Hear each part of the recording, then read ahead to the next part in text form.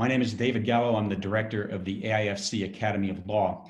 We'd like to welcome all of you from across the globe, we're happy to say, who have joined us today for the latest webinar in the series that the AIFC Academy of Law has been sponsoring over the past several months.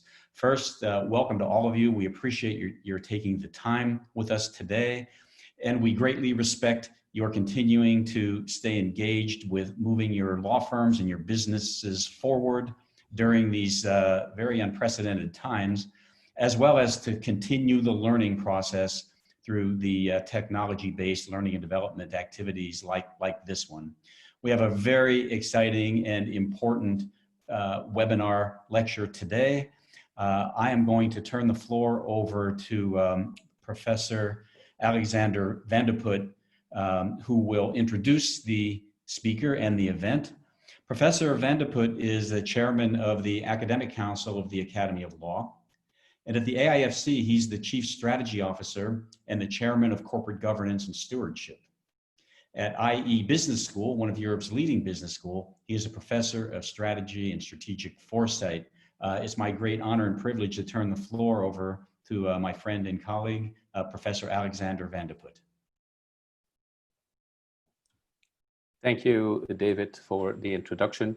Well, it takes me great pleasure to introduce today's topic and also today's speaker. So today's topic is AIFC Trust Law regulations, and there are three parts to it. First of all, why having a trust or foundation? Number two, the second part is the key provisions of the AIFC Trust regulations. And then finally, why an AIFC Trust or foundation. And those will be addressed by David Russell, QC of Outer Temple Chambers. For those who do not know what QC stands for, it stands for Queen's Counsel. Outer Temple Chambers is based on the Strand in London. I've actually, and this is off the record, I hope, when I was working in London, I had various lunches there as a uninvited guest, but still I enjoyed the chambers at Outer Temple dining room. Now, David Russell, he currently practices on behalf of Outer Temple Chambers in Dubai, London, and Abu Dhabi. But more importantly, and linked to the topic of today, David wrote the legislation of trust law at the DIFC, that is Dubai International Financial Center, but also the AIFC Trust regulation. So needless to say, there is no one better to speak about trust law regulations today. And I'll now hand over the floor to David Russell, QC, who's going to talk to you about AIFC Trust law and regulations. Thank you, David, over to you. Professor, thank you very much for that, and thank you and to David for your very kind and generous welcome, probably better than I deserve. The topic, as you've heard, is the trust regulations in the Astana International Financial Centre, and as it's been said, I'm going to try and cover three basic issues today. One, why would you have a trust and what is one in a general sense? The second is what are the key provisions of the trust regulations in the AIFC itself?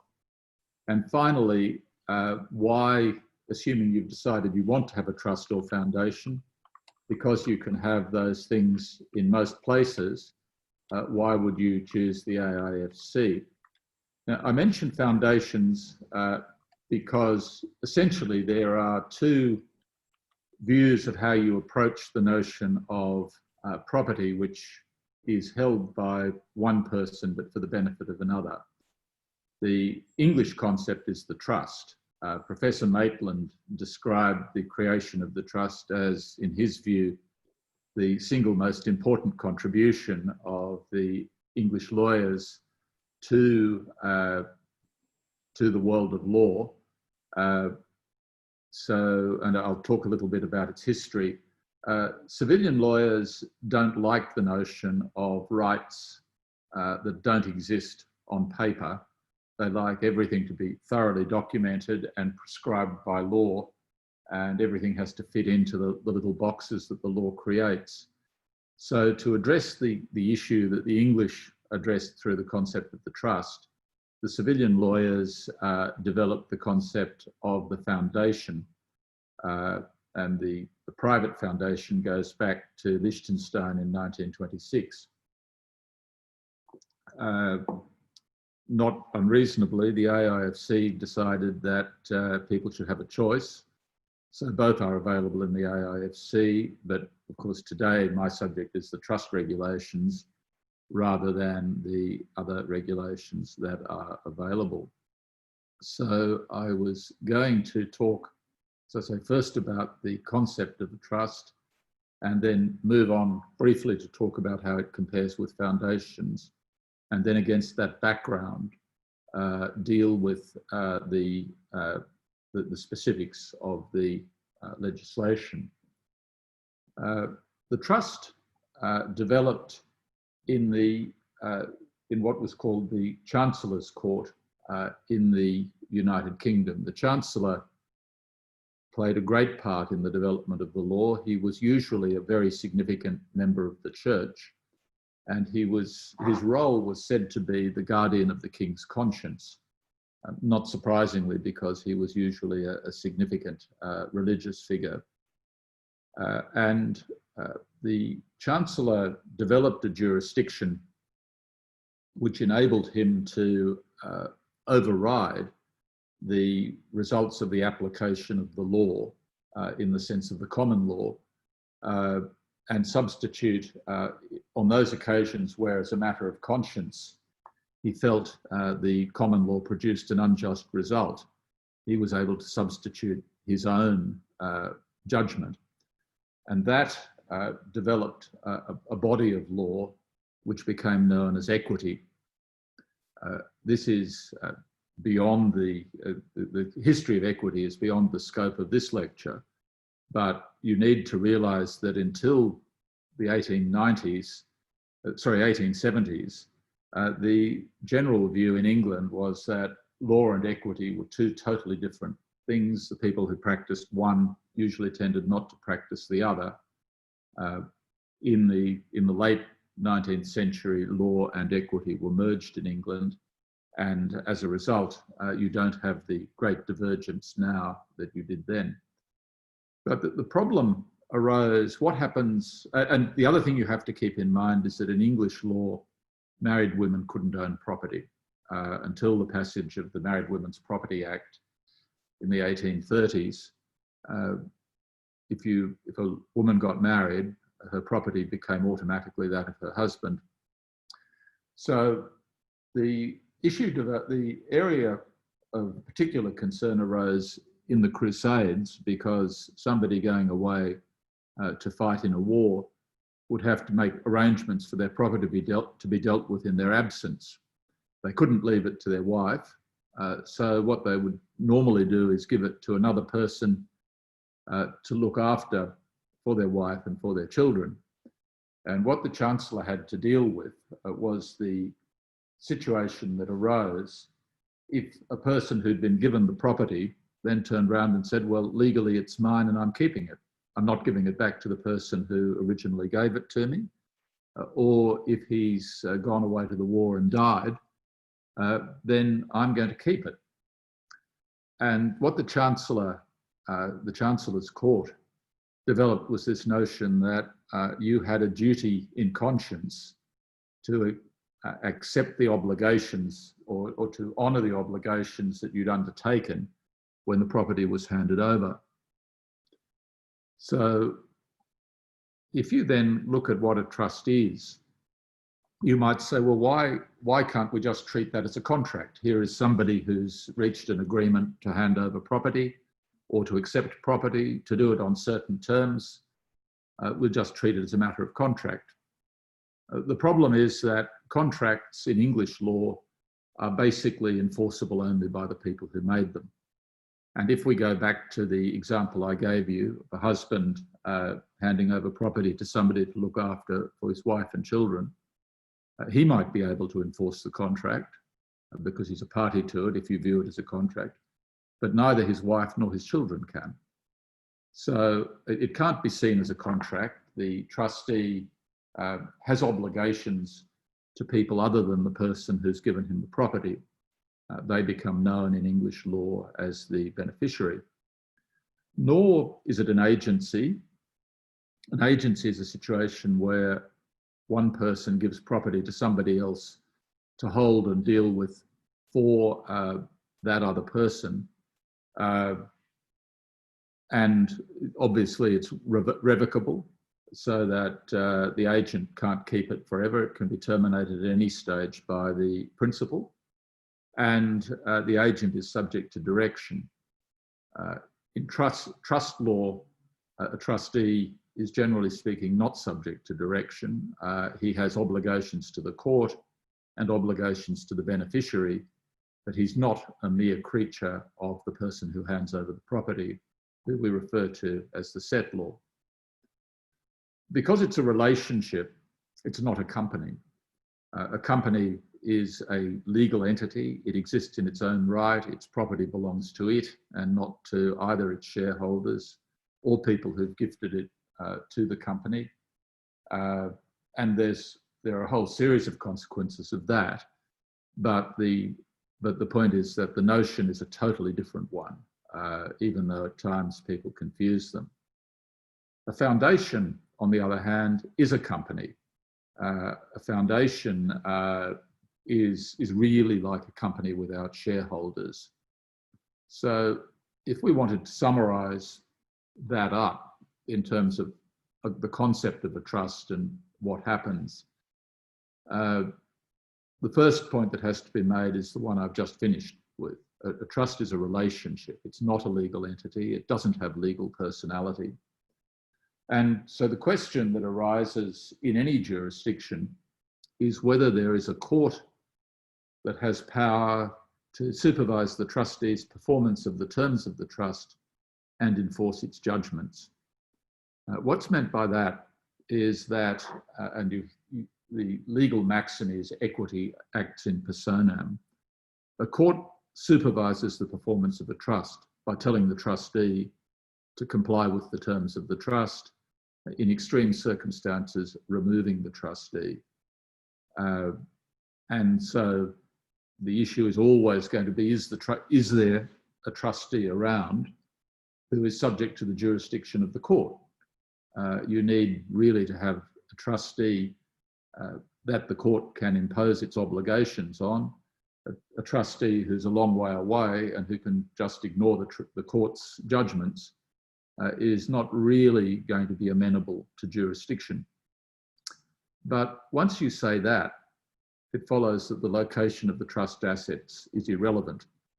If the trustee, for example, is within the AIFC and is amenable to the jurisdiction of the court, then even if the trust assets are in a jurisdiction other than the AIFC, for example, within Kazakhstan, but outside the AIFC or in another country, it doesn't really matter if the trustee is inside the AIFC, because the AIFC court will tell the trustee what to do.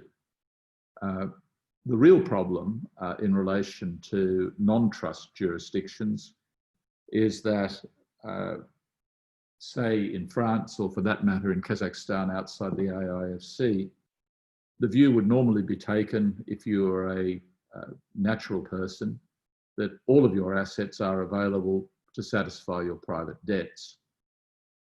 So that, for example, if you are a natural person, you drive a car, you kill someone, you get sued, the people who are entitled to recover damages are entitled to recover them against all of your property, and turning around and saying, well, some of it is trust property, would not, in a non-trust jurisdiction, have any effect. The trust would not be recognised. In English law, property that a trustee holds doesn't form part of the bankrupt estate. And I make the point that if you have a standalone trustee that does nothing else, you can avoid the problem of the trust assets being in a non-trust jurisdiction. Now, the next point to look at is the various types of trusts that exist. and they exist.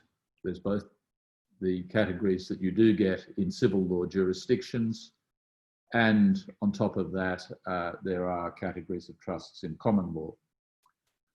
The AIFC legislation is concerned with the first type of common law trust. In other words, an express trust.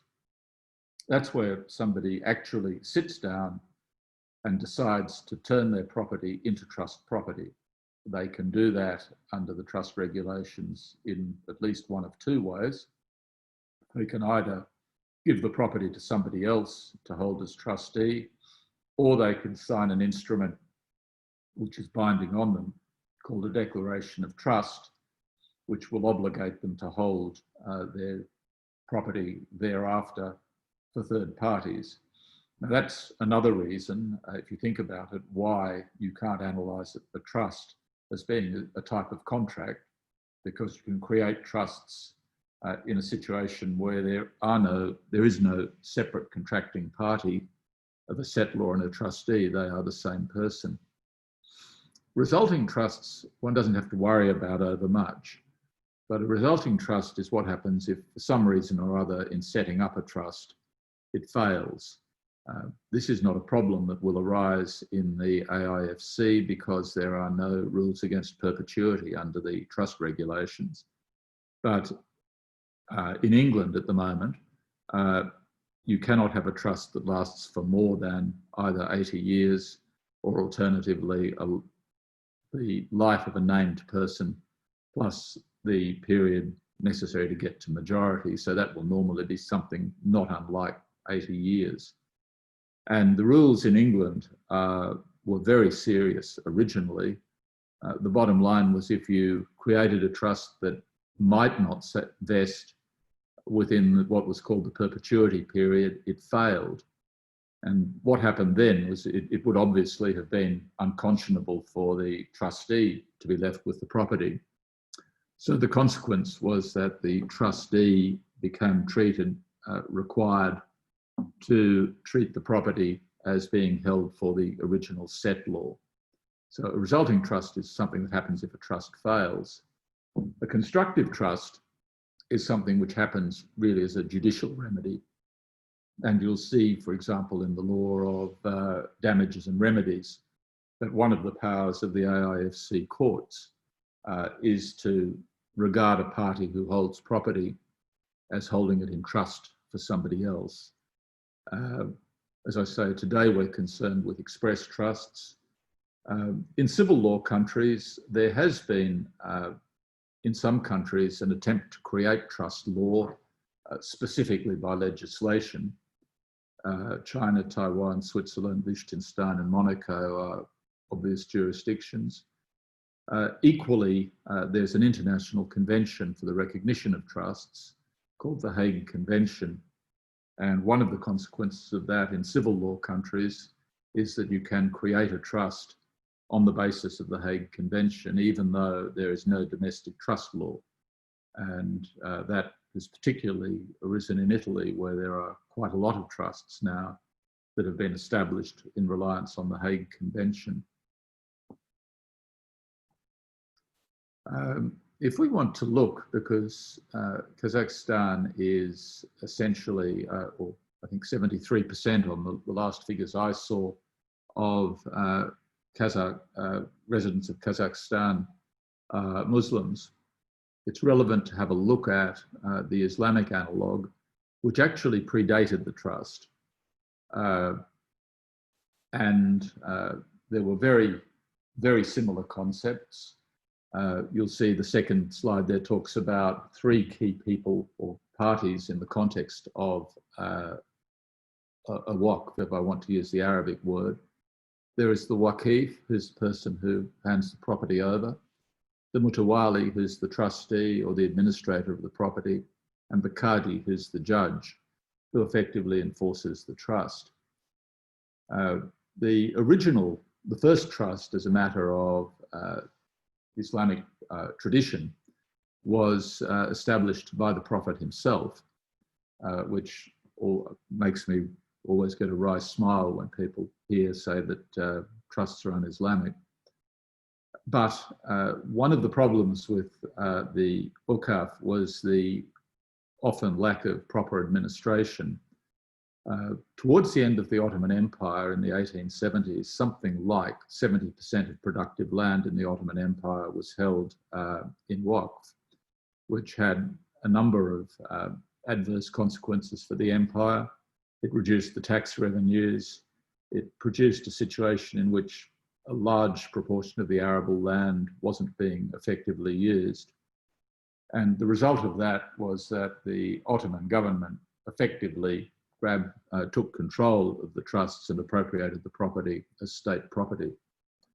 And that's still a part of significant folk memory here, with the consequence that although Auqaf are still perfectly permissible under local law, they tend not to be used. And you'll see the last slide there makes the point that they were to some extent the precursor to the common law trust. They existed, of course, about 5 centuries before the first common law trust that's ever been identified. And there is some suggestion, because the person who created the first recorded common law trust spent time in the Middle East as part of the Crusades, there's a very well argued proposition that he got his inspiration from the Islamic concept of waqf. Obviously, when he got back to England, he wasn't going to tell people about that. So it's not something that is documented in the sense that he never acknowledged it. Foundations I've referred to before, they are corporations. So what you have to do is a person, a founder, gives money to other people to hold, and they get registered as a corporation. So it requires an act of state. And the best way to think of a foundation is it is a company that doesn't have shareholders. They can, in most jurisdictions, exist both for purpose, charity and private benefit. And of course, they are now available in some common law countries and in the AIFC. They have, as I pointed out, they share attributes with both a trust and a company. They have a comparable outcome in the sense that the parties are determined, the rights of the parties are determined in accordance with the governing law in the courts of the domicile. They can't, of course, be as easily moved as a trust because they do exist for national law, and often national law doesn't provide for them to be moved. And there's some uncertainty as to their tax treatment in those countries that have high tax levels. The next question in a purely general sense is, why would you bother having one? What does it do? What's the point of it all? The answer to that in each case is that both trusts and foundations are used to hold assets. In a general sense, in neither case are they intended to be trading vehicles, although for revenue tax reasons, particularly in Australia, it's become very popular to use trusts as the principal vehicle for the conduct of small and medium enterprises.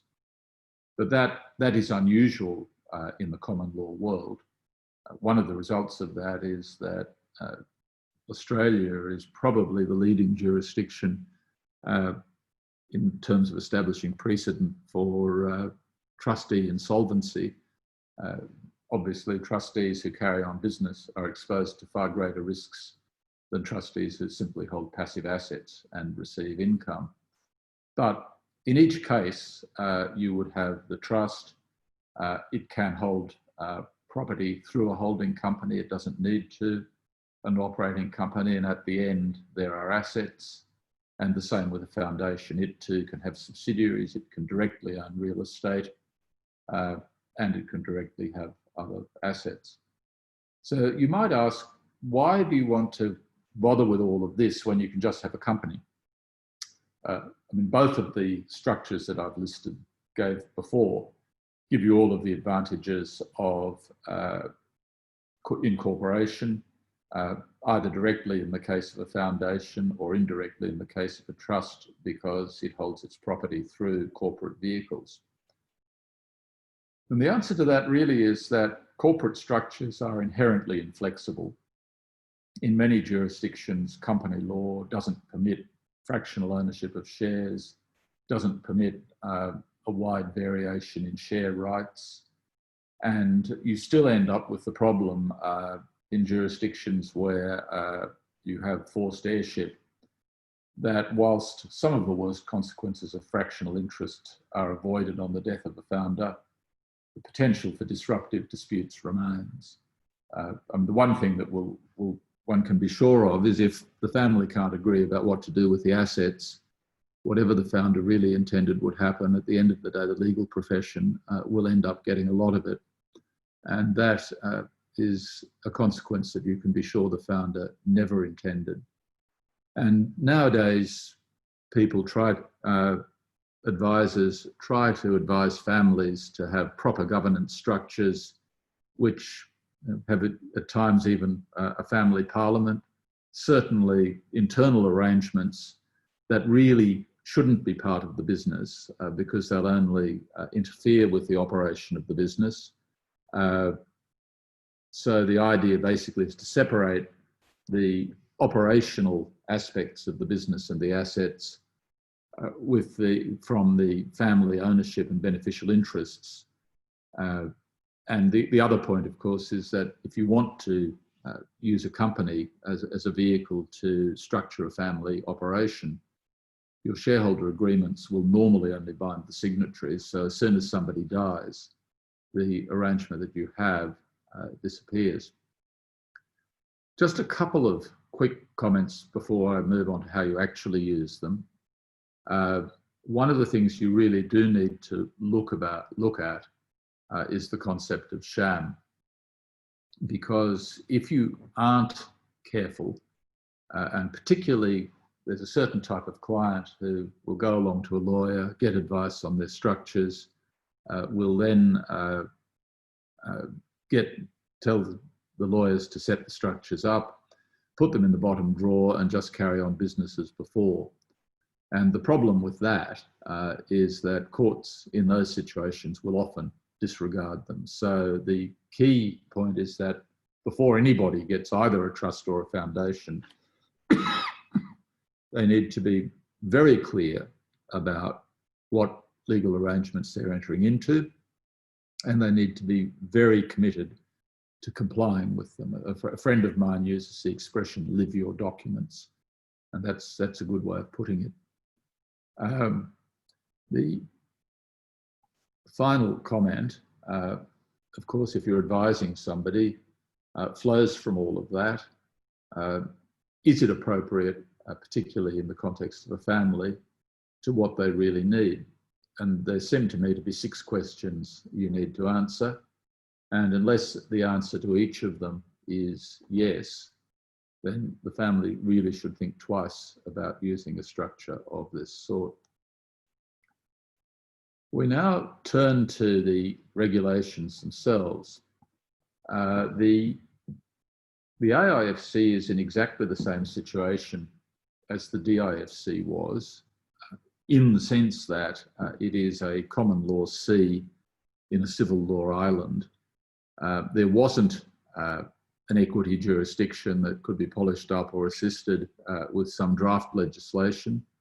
So instead, the approach that was taken in both the DIFC and subsequently the AIFC, and for that matter, the same considerations apply in Bahrain, which has a comprehensive trust law, and Qatar, is that there is an attempt to deal with the whole of the law of trusts.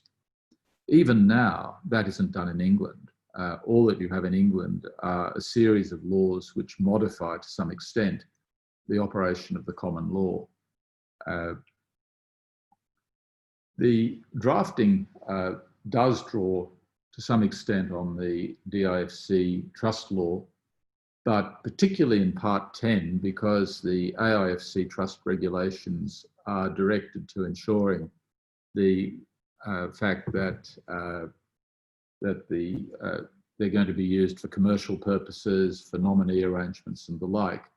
The provisions of Part 10 have been drawn almost wholly from Singapore, which has a much more developed regime in terms of the obligations of trustees in the context of asset management, commercial asset management. Other provisions have come from Belize and the Bahamas. The DIFC law started in 2005, and it's based on the Uniform Trust Code in the United States. And then it was substantially amended in 2016 and 17. So if you had to pick a place to go to just get a general understanding of the concept of the underlying concepts of the law, the United States Uniform Trust Code is actually a good place to start. But it's useful, therefore, to look at how it improves on English trust law. English law in relation to mistakes that are made when you establish trusts and administer them is particularly confused nowadays, and the courts have tended to take the view that if trustees get it wrong, the solution is simply for everyone to sue the trustee, which is most unattractive from a trustee perspective.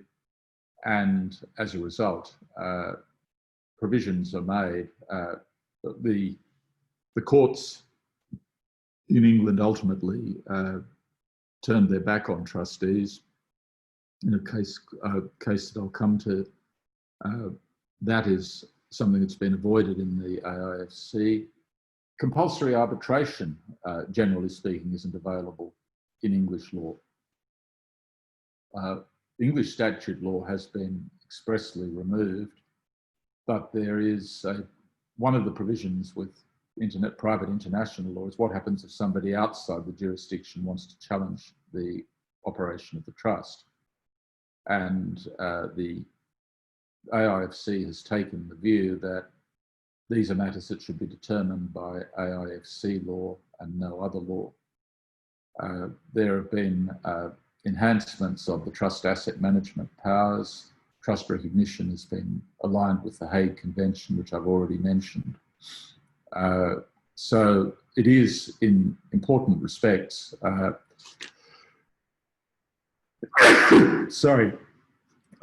very much advanced version of trust law to what you would find in England. The other areas in which it differs from English law is that the rule of against perpetuities, which I previously mentioned, has been abolished. There is extensive provision for variation of trusts by the court, and also for authorisation of dealings with trust property. Of particular significance in the context of an Islamic community is the capacity to have advisory trustees, which can ensure that a settlor who's anxious to make sure that Shari'a compliance as part of the administration of the trust actually happens. One of the vexed areas of English law has been the extent to which settlors can be involved in the administration of the trust or control of what the trustee does. There's very wide provision in the AIFC Trust Law, and there is a provision to deal with what happens if the settlor or the protector becomes incapacitated, or the trustee, for example, for that matter. The first point, though, and in many ways you might say the only provision in the trust regulations you really need to read is subsection 6.2, because subsection 6.2 makes it very clear that the AIFC Trust Law is a template which, subject to a few limitations, the settlor is free to change. So it enables a huge range of autonomy to settlors, subject only to the limitations, and there are 11 in subsection 6.2, which I'll come to. But these reflect the fact that there is what the courts have talked about as an irreducible core of trustee I say trust obligations there, it really should be trustee obligations. Because if clever lawyers draft trust documents in such a way that the trustee really has no responsibility at all, the courts are just going to say that this is not a trust. And that is indeed what the legislation says as well.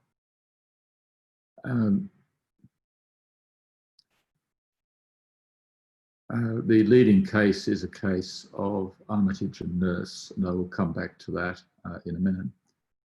I talked about the private international law purposes, provisions, but the AIFC trust regulations draw a distinction between what on the one hand are AIFC trusts, which have a quite generic definition that might apply to any trust, but when you read Part 4, it's clear that that limits an AIFC trust to one whose governing law is that of the AIFC.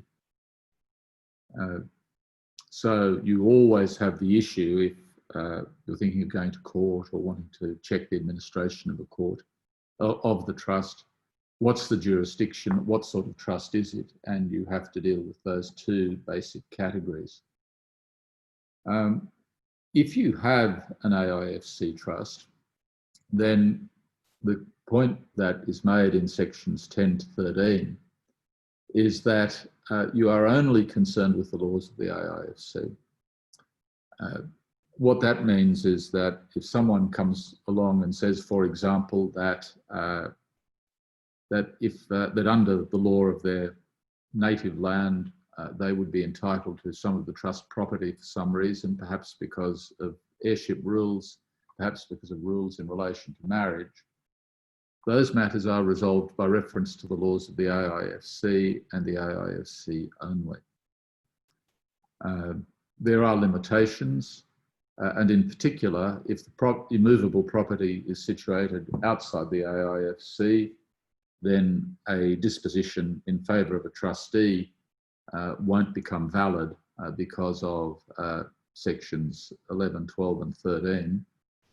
And foreign laws also determine the capacity, who owned the property before it became subject to the trust, and whether or not the person had the power to dispose of it. So one can't wholly ignore foreign law, but you ignore it only for very limited purposes. And in particular, your trust won't be held to be invalid simply because of claims that might be made, might have been made in a foreign jurisdiction in relation to the property in question. Specifically, the mere fact that the foreign jurisdiction doesn't recognise the concept of a trust is not relevant. You don't worry about things like heirship rights or foreign laws directed to giving effect to heirship rights. The foreign law imposes obligations on the trustee that are inconsistent with the law of the AIFC. There are limitations on the extent to which foreign bankruptcy laws can try to set aside a disposition. In particular, you don't have, some countries have very, very wide rules in relation to avoidance of settlements on the basis of insolvency. In the case of the AIFC, the settlor has to be insolvent or intending to defeat creditors. And if you want to make that allegation, you have to prove it. There is, and this is a provision I think that comes from Belize in subsection 11.5, a provision that recognises community property, which reflects the regime in Kazakhstan outside the AIFC. Section 12 has much the same effect. You can't affect immovable property in the AIFC or movable property simply because there's a foreign law that says that would happen in another jurisdiction. And the same applies to foreign judgments. It doesn't help for somebody who wants to set aside some aspect of a trust that they've been able to get a judgment in their home country, because the normal principle for recognition of foreign judgments just won't apply because of Section 13. Now, one needs to be a bit careful with that as a matter of private international law. The other point to be made is that if it's immovable property outside the AIFC, in general, they're not protected. And of course, if the person who put the property into the trust doesn't own it in the first place, then you get no protection from these provisions.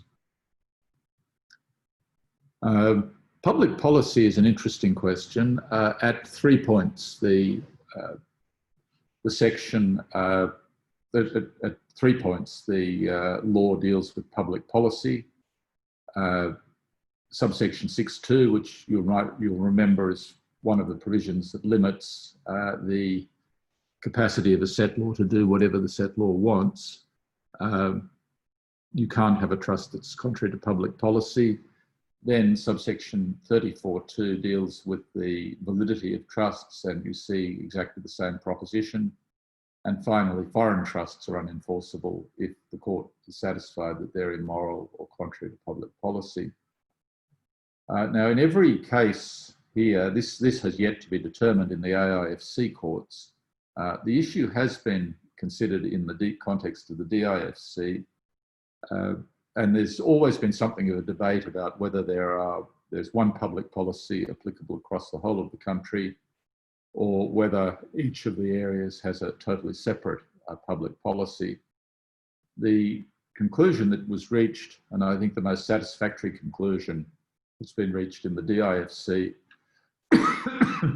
and I expect that this will be applied in the AIFC, that there is only one public policy in Kazakhstan, but public policy in Kazakhstan follows the law, and the law in Kazakhstan allows or makes provision, starting with the Constitution of Kazakhstan, for the creation of a special... Oh, good.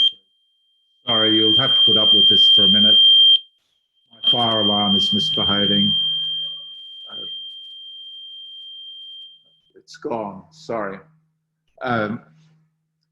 You will not have, I think, a problem with public policy, provided that the steps that you're taking are not overly radical in terms of Kazakhstan. The areas particularly to look at are property ownership, to the extent that outside the AIFC there are limitations on people who are not Kazakh nationals owning a property in Kazakhstan. And the other area you need to look at is Shari'a compliance for Muslims. National ownership issues, of course, are going to be addressed by the law of Kazakhstan rather than the law of the AIFC.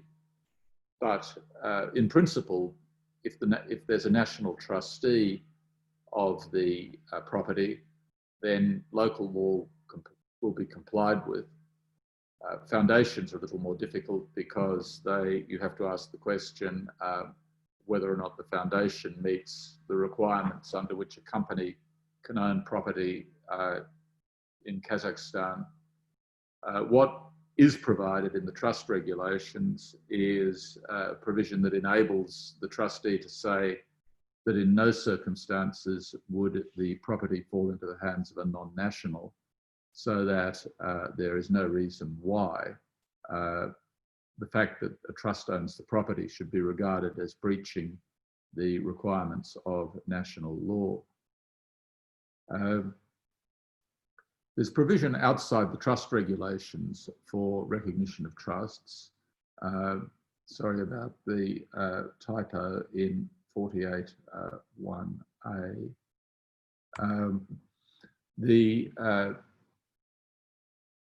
There's express provision in the AIFC regulations on the AIFC Acts to recognise foreign trusts. So you might argue that there was no need for the trust law to address, or the trust regulations to address the question of foreign trusts. But of course, to simply say the trust is recognised doesn't take the matter much further in terms of what the court can do, and the trust regulations do that.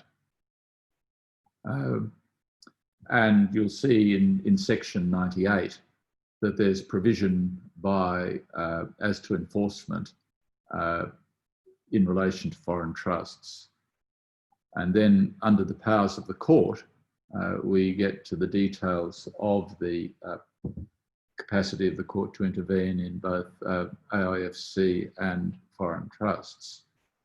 I've already mentioned that the Constitution of the Republic of Kazakhstan in Article 3-1 makes provision for the establishment of the AIFC, and then there's a separate constitutional statute of the Republic of Kazakhstan. So it's what we have in the AIFC is simply a translation, but it provides for the way in which the centre will operate, and in particular gives powers to the courts and other bodies within the AIFC.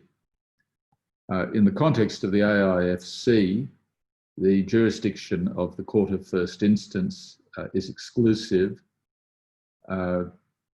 and you'll see that amongst other areas in which the court has exclusive jurisdiction are disputes relating to activities conducted in the AIFC and governed by the acting law of the AIFC. And that effectively will apply to AIFC trusts, because they will be activities conducted in the AIFC, and also in relation to foreign trusts, the limitations, as you'll see, are related to the foreign activities in the centre. So you'll see the court has jurisdiction if the trust is an AIFC trust, if the trustee of a foreign trust is an AIFC participant.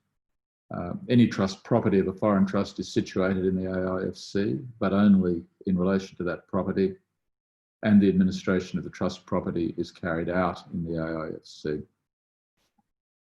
Section 7 then brings in the principles of common law and equity into the interpretation of the regulations, and that's as applicable in England and Wales.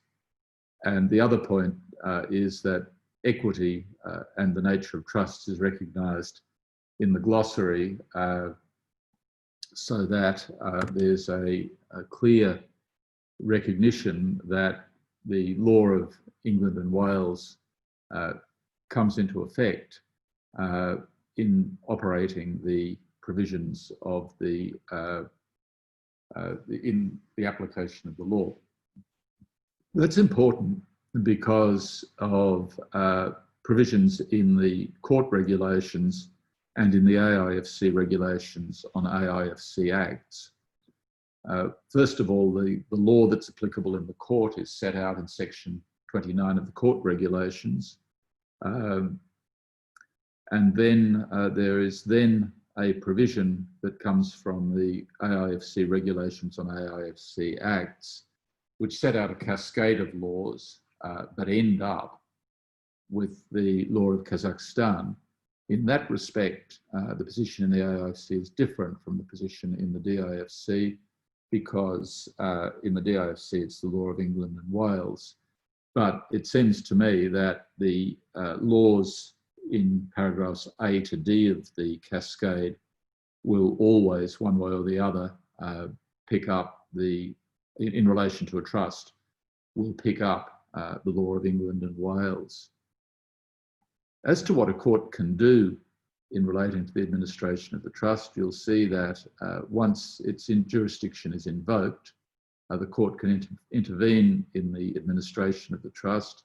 But, and subsection 2 is an important principle, the court the trust is not subject to judicial supervision. The court will leave the trust alone unless somebody turns up to complain about what the trustee or somebody else is doing in connection with the trust.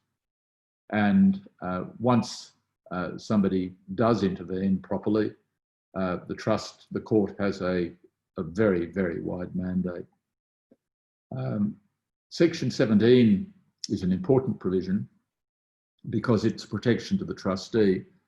Trustee obligations are actually quite onerous. Apart from anything else, a trustee can be liable for loss or reduction in value of the trust estate. And one of the things that a trustee can always do in matters of doubt is ask the court what the trustee should do. And if the court makes an order, the consequence is that the trustee is protected for so long as the trustee has honestly advised the court of the issue that's arisen and has then carried out the order. As you can see, and I've already said that the jurisdiction is very wide, subsection 17(2)(a) and the remaining provisions of subsection 17(2) make it very clear it's a very wide provision indeed. For those of you who follow the English law of rectification, you'll note that the test of rectification is slightly higher than the test, the rectification is available in slightly more circumstances than it would be in England, because in England you would have to show that the terms of the instrument effectively were written down wrongly, that the parties knew exactly what they wanted to do, and in writing it down their lawyers got it wrong. Whereas rectification under the AIFC Trust regulations is available not only as to the intentions of the party and understanding of what the document meant at the time, but also its intended operation in the circumstances of the case. So if a situation develops that nobody had anticipated, in England, basically, you don't get any help from the court in the area of rectification. You're simply told to go away because you had the opportunity to get your documents right and you haven't done so. But if, in this case, you intended the trust would work in a particular way, but the documentation has been written in such a way that it doesn't, you will get rectification. I think that's a slightly wider test. And as you'll see, there's also very wide powers of variation if rectification doesn't get what you need. Costs are always a matter of particular importance. It's one of the consequences of trust litigation is that the trust property is available if the court thinks appropriate for to be paid by the parties, to be paid out of the trust estate. The normal provisions that you get in relation to spendthrift trusts are there. Creditors can't get their hands on the trust property except in quite extraordinary circumstances. And that's in relation to, and the exception to that is that if there's a question of maintenance for spouses or children, then an amount that the beneficiary would otherwise have received can be made available by the court so that the beneficiary has an obligation can meet his obligations. The court has the power to appoint a new trustee, either if there's no provision in the trust deed for the appointment of a trustee, or if there is a provision for the appointment of a new trustee, but for one reason or another, those provisions haven't worked. The fundamental principle here is that the court will not permit a trust to fail simply because there isn't a trustee. Normally, one of the tests of whether or not there is a valid trust is there trust property? Is there a trustee? are their beneficiaries. So it's important that the court can always fill the position of trustee to make sure that the trust will always be enforceable. The court can remove a trustee, as you can see, if either the trustee is not behaving properly, or if for one reason or another the trust simply can't be properly administered. So the court has a wide range to move in. One of the changes from the position in England is that there is still protection for a trustee in terms of the trustee's internal deliberations. That was the position, but it has probably been overridden by a case called Dawson-Damer and Taylor-Wessing, which says that data protection legislation overrides the trustee's rights of confidentiality. Because this is a statutory protection, this would actually override the data protection requirements. But what happens if property's been put in trust and for one reason or another the trustee is not complying with the terms of the trust? The court has the power to make the trustee do so, can issue a restraining order, can compel the trustee to bring the property back if it's been misappropriated. It can order an account. It can order effectively the appointment of a receiver, can suspend or remove the trustee. It can stop the trustee being paid. You'll see a reference there to the imposition of constructive trusts, and order any other appropriate relief. And you'll see again that the power of the court to pay legal fees is provided, confirmed in the legislation. Correction of mistakes is something I mentioned earlier. That's dealt with in some quite lengthy provisions, sections 19 to 26, that give effect to the former decision jurisprudence in England of Re Hastings-Bass, effectively enabling the court to rectify any problems that arise as a result of a mistake by the trustee. That's been described, I think, somewhat unfairly as a get out of jail free card for trustees. I don't think it works that way, and I think as a matter of public policy in any event, trustees should be entitled to a level of protection if they have acted honestly. Trust arbitration. You'll recall I pointed out that a trust wasn't a contract. Trust, as a matter of general law, arbitration is a right that arises by matter of contract. So the problem that might concern a settlor is that if a trust is established, only the courts can deal with the matter because there's no capacity to pass the matter on or pass the issue on to arbitration if the parties don't agree.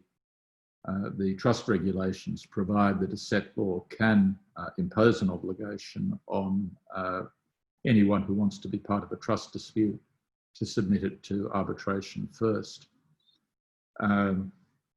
Another power that is given to the court is a power to authorise dealings that aren't consistent with the terms of the trust property.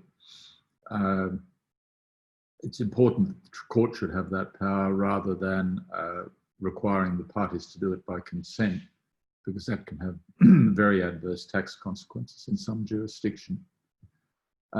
There is some specific provision for trust litigation in the AIFC Courts rules. Specific provisions are made in rules 1222 and 1229. Normally, you would go under part 4 if there's a dispute, or under part 23 if there isn't one. You would know that if you proceed ex parte, then you've got particular obligations in informing the court about all possible matters that could be relevant. And the court rules in part 19 provide for experts whose opinions could be obtained on matters if Shari'a is important, in the sense that one often gets settlors who are concerned that their estate will be properly handled in accordance with Shari'a principles. Section 30 sets out what you have to do to set up a trust, and you'll see the 4 methods set out there. But key is the requirement for writing. The court has wide powers of variation and revocation, particularly in terms of the settlor's intention. If the settlor has got it wrong in some way in writing down the terms of the trust and his intent is established, then the court will fix the trust. And in particular, even if the settlor has not been involved in considering the particular issue that's arisen, if it's convenient to ensure that the trust properly operates in the future, the court can modify it, and the court can also deal with it if it would be impractical or wasteful to carry on the trust in its existing terms. And a wide range of people can apply to the court for orders of that sort. The regulations recognise the power of the parties to include a power of revocation or variation, so that you can ensure that a settlor retains power to vary or give that power to somebody else. Section 95 emphasises the width of that. There's a difference in approach between the English and American jurisprudence on this. The English tend not to like to have wide powers to vary the trust, particularly if they're retained by the settlor, whereas for various United States tax reasons, having such a power is considered desirable. Section 95 enables you to proceed on the basis of a wide variation of trust provision, but you need to be a bit careful having regard to particularly the Shari'a context, because if the settlor has retained the power to vary the trust, it might be argued that, or revoke it, it might be argued that the Shari'a estate includes those rights on the part of the settlor, which of course would create some difficulty. The court has a power to terminate a trust as required, if necessary, and again, settlor, trustee or beneficiary can approach the court, and the court can supervise the distribution of trust property. What about Shari'a? The short answer is that, as with any vehicle, a company, but it applies equally to a motor car, the issue is not the vehicle as such, but the use to which it's put. I mean, you can drive a car in a perfectly Shari'a compliant way. You can drive a car in a way that's not Shari'a compliant. So one can't really say of a trust that they're not Shari'a compliant. But what you can say is that there may need to be provisions if you are concerned to ensure that there is proper Shari'a compliance. You can put provisions into the trust deed to make sure that that happens. And in particular, because there's a provision for advisory trustees in the regulations, you can set up effectively a Shari'a board to ensure that the trust will be Shari'a compliant. The issue, there will always be an issue because in Islamic jurisprudence, a donor lacks capacity to make a gift during what's called the period of their, death illness. So you need to comply with Shari'a rules about capacity and the rules on lifetime gifts. You need to structure the affairs of the trust so as to avoid unintentional conflicts. And I've already mentioned that you can have a Shari'a board. Now, outside the AIFC, the first point to note is that the AIFC constitutional statute makes the decisions of the AIFC court enforceable fully in the Republic of Kazakhstan. So that an AIFC trust, if you get an order of the AIFC court in relation to trust property of an AIFC trust, and that property includes property in Kazakhstan, your judgment is just as good as if you've got it elsewhere in Kazakhstan. The critical questions will always be, is it a valid trust under AIFC law if non-AIFC property is involved? That, curiously enough, although I said earlier that I didn't think there was much doubt about it, it only was finally decided by the United Kingdom Supreme Court in 2017. There will be then the question of will the courts exercise their supervisory role, and you've seen the jurisdiction. If they've got it, they undoubtedly would exercise it. Is there any will they make orders for enforcement outside the AIFC? In principle, there's no reason why they shouldn't. And finally, will they be enforced? Will the orders be enforced? And as I've said, there is provision already in relation to the constitutional statute, which makes it clear, and that's a statute of Kazakhstan itself. So very clearly, there will be no problems enforcing outside the AIFC.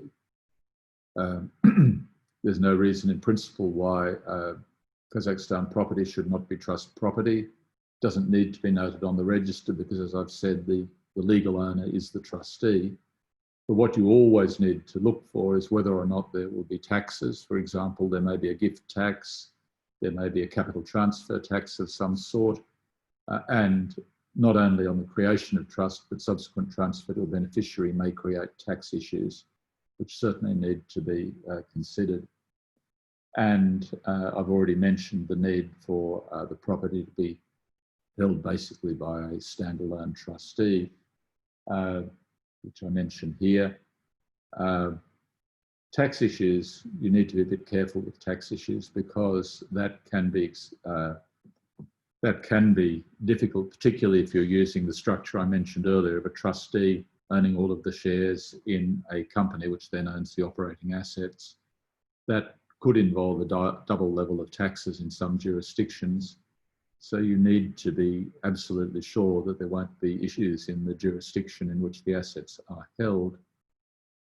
If you want to minimise risk, then you would make sure that the settled property is either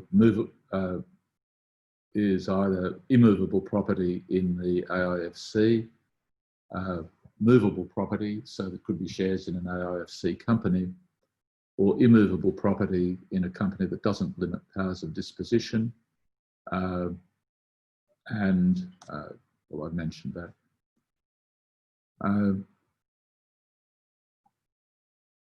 Then outside Kazakhstan, you have the Hague Convention, which effectively means that any party to the Hague Convention will enforce an AIFC trust. In addition, the jurisdictions in the Middle East will do so because of their domestic laws in relation to recognition of foreign trusts. So, you really don't have a great concern about the capacity to enforce trust decisions. The other point is that because you can use arbitration, you can attract the operation of the New York Convention, and most countries have signed up to the New York Convention on arbitration, so that you can secure the order that you want by obtaining it in the context of an arbitral decision and then rely on the New York Convention to apply. We look at the comparison between the AIFC regime and other regimes. The first point is that the common reporting standard is now applicable in most of the world. It certainly applies in the AIFC, and bank accounts have to be reported if they are owned by foreigners. So one of the consequences of that is that over time there will be enhanced scrutiny of structures which exist only by reason of tax minimisation. And the OECD's got a program called the Base Erosion and Profit Shifting program that is looking at very much artificial structures, uncooperative and poorly regulated jurisdictions, and transactions which lack economic substance. But one of the advantages of the AIFC is that Kazakhstan, particularly in the AIFC, is adopting international best practice for regulation. It's not normally easy to establish an artificial structure. And the other point, particularly if you're advising a client who is Kazakh or from the region, is that if somebody says, well, why on earth did you set up a trust in the AIFC? The answer is, well, it was the only place we could do it. Whereas if the question is, why did you set up a trust in the British Virgin Islands or somewhere of that sort, it is far less easy to explain the logic of that. There is, as I say, it is a significant economic hub in its own right and likely to continue. The active income exemptions from the CFC rules in high tax jurisdictions are likely to continue. So, so long as you're engaged in active income activity, you're likely to be fairly safe. And the other point is that postage stamp jurisdictions don't find it easy to stand up to the likes of the OECD or the European Union. Kazakhstan is, because it's a far more substantial economic country, is in a position to be a little less cooperative.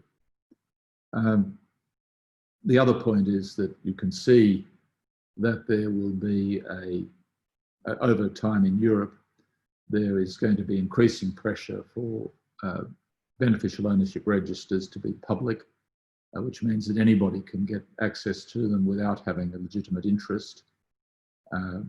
That is being pushed not only in the European Union, but in the United Kingdom. And I think you can accept that the Crown dependencies are not going to be far behind. So confidentiality is a very important aspect for people in this region, and the other jurisdictions are unlikely to provide the level of confidentiality that will be available in the AIFC. There are other jurisdictions, of course. One hears about South Dakota and other countries in states of the United States, Singapore, Hong Kong, which of course is becoming increasingly problematic, and the Middle East. There are expense issues in Singapore and Hong Kong, time differences if you're thinking about the USA, and of course it has a particularly unsatisfactory tax system. So far as the Gulf is concerned, there are trust regimes now in four jurisdictions. There are also statutory awqaf, so that there are, and there is a wide range of offers in the GCC. Generally speaking, registration is not required in the Abu Dhabi Global Market or the Qatar Financial or the DIFC, but it is required in the Qatar Financial Centre and Bahrain. But the things that are unique to the AIFC law, although they have provisions comparable in the DIFC, is that the Settlor control, the asset management rules, the Hastings-Bass provisions in relation to correcting mistakes, and the powers of variation are solely available in the DIFC. So the AIFC is a much better jurisdiction than most jurisdictions in the GCC, and all GCC jurisdictions will recognise AIFC trusts. You have to watch financial services regulation. The AIFC framework regulations contain provisions in relation to the regulatory powers of the AIFC, which include ancillary services, a term which includes the definition of providing trust services. It applies only to centre participants. The trust regulations don't require a centre participant to be involved in a trust, although they do refer to centre participants on 4 occasions. So if you're going to get a centre participant, particularly to act as trustee or as protector, you may well fall within the requirement to register and be regulated. And then I've already covered to some extent the CRS and UBO obligations, but a trust would not normally be a reporting financial institution or a passive non-financial entity. So it would not normally be required to fall, it would not normally fall within the requirements of the AIFC Common Reporting Standard regulations or rules. There are, I mentioned already, subsections 40.11 and 40.12, which enable non-residents of Kazakhstan to be irrevocably excluded from a trust. That, as beneficiaries, that has the result that the trust itself would not have any interest by a non-Kazakh person, with the result that there would be no requirement for disclosure and reporting to the relevant authorities, in this case, the Central Bank of Kazakhstan. That brings me to the end, except, and again, these are comments about the AIFC Trust Law rather than any other, rather than the AIFC, but this is one of the few analyses of this legislative regime. And you can see that it's been quite favourably referred to, and you can say that the same applies to the AIFC Trust regulations. Indeed, you might add to that in relation to the AIFC Trust regulations that have a far more sophisticated analysis of the position of a trustee providing financial services and trustee services in capital markets. That is the end. Thank you very much. I shall now hand back to David. Thank you very much, David Russell. It was very relevant, very informative. You're certainly the right man for the job in terms of providing this lecture. While we are running over a bit, we do have, I think we have time to do maybe 2 questions that have come in. So if you all can hang on for just a few more minutes, my colleague Almas will read the first question for David Russell. Yep, thank you, David. We have several. So the first question is the trust protected from creditors?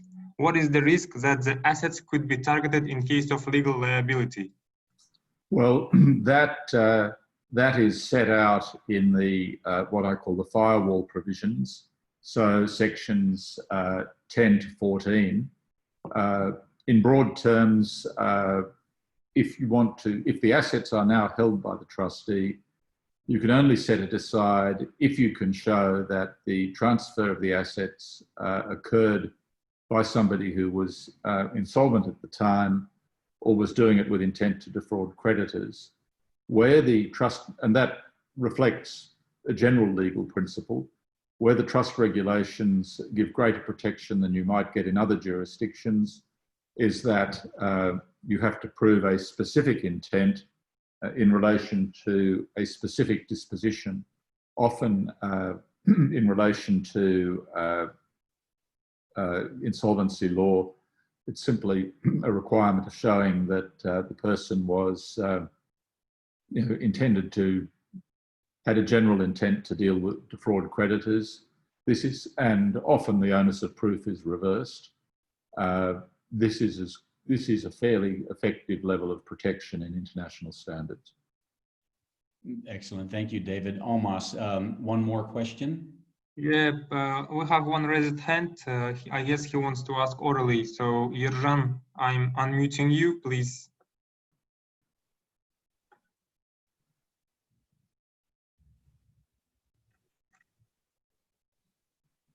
Yerjan. Good afternoon. Sorry, I just raised my hand by mistake. Thank you very much for the presentation. Oh, okay, thank you.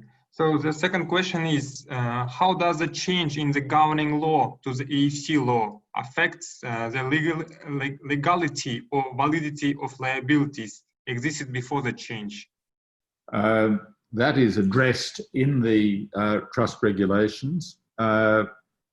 the consequence of course, it will be a change of the governing law won't change the trustee, so that if the trustee had an obligation under its previous law, that obligation will remain.